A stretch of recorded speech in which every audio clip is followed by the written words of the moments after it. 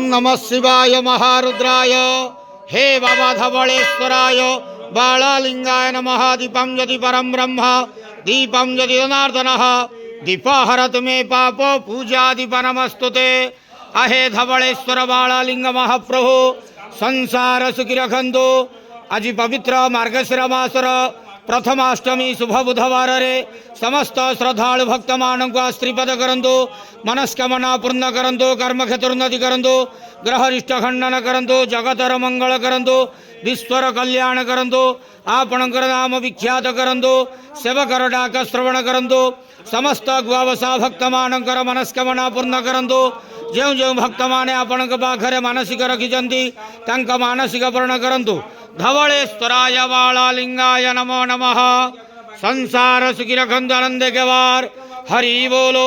आज प्रथमाष्टमी शुभ बुधवार रे समस्त श्रद्धालु भक्त मानक आश्रीपद करंतु आनंद के वार हरि बोलो। बाबा धवलेश्वराय बालालिंगाय नमो नमः।